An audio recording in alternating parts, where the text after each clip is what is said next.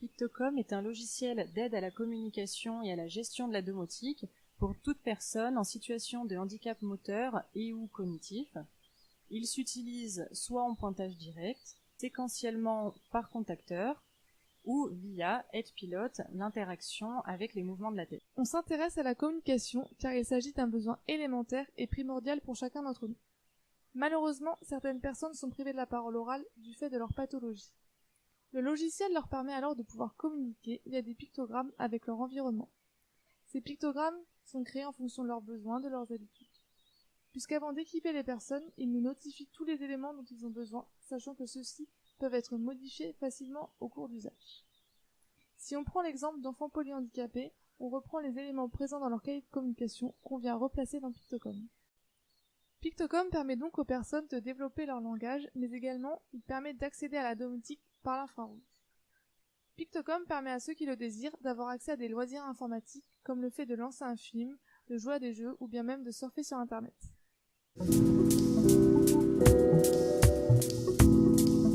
Porte immeuble. Et donc je ne peux plus réaliser tous les gestes de la vie quotidienne. Porte d'entrée.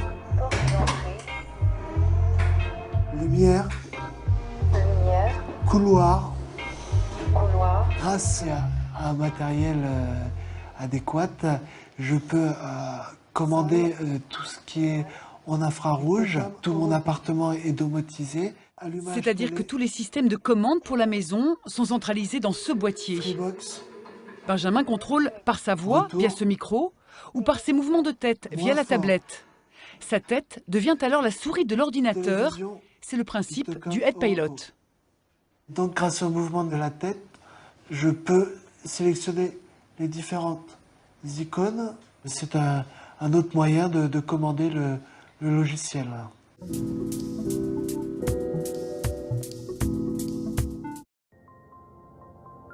AidPilot est un système qui permet de contrôler un ordinateur uniquement grâce à l'analyse des mouvements de la tête de l'utilisateur par une webcam.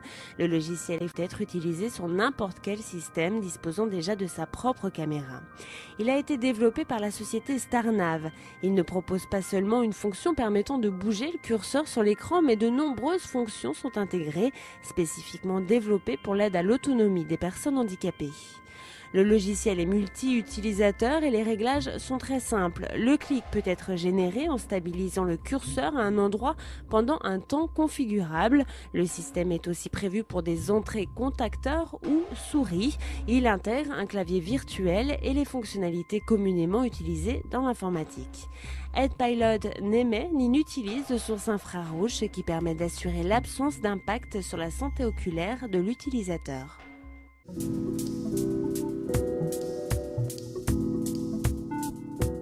Ça permet aux personnes handicapées comme moi de pouvoir regagner un peu d'autonomie et de pouvoir de nous faciliter la vie en quelque sorte.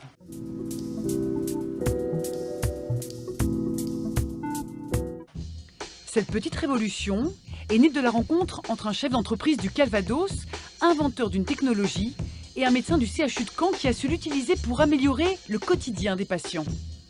On avait un système qui fonctionnait, qui permettait de contrôler donc une machine juste avec des mouvements de la tête. Le système s'appelle AidPilot et il existe depuis quelques années. À partir de là, il fallait construire tout ce qui allait aller autour de ce dispositif qui est un logiciel informatique. On a tout de suite pensé aux patients handicapés. Il a fallu expliquer à la société et donner les contraintes médicales, c'est-à-dire que le handicap, il y a différents types de handicap. Il y a des personnes qui ont la parole possible, d'autres qui ne l'ont pas. Donc on leur a encore demandé différentes choses, c'est-à-dire d'adapter le système avec la reconnaissance vocale ou uniquement les mouvements de tête.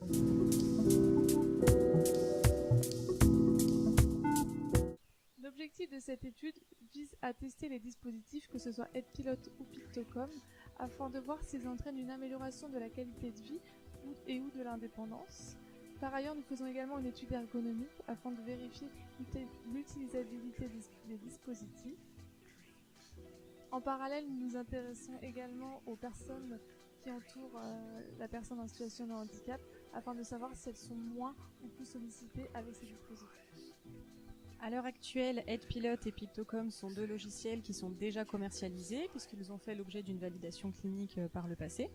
Maintenant, nous avons une démarche centrée utilisateur, donc nous mettons en place une nouvelle vague de tests avec des personnes en situation de handicap.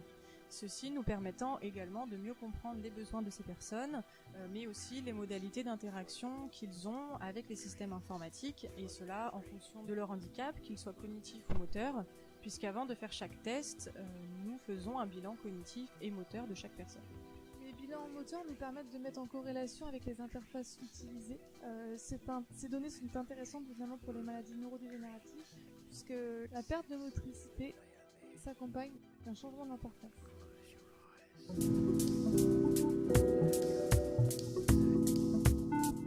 Notre objectif à long terme est d'avoir un système qui s'adapte à toutes les pathologies, à tous les âges et à tous les usages, comme la communication, l'expression de la douleur, la domotique, la téléphonie ou encore les loisirs informatiques.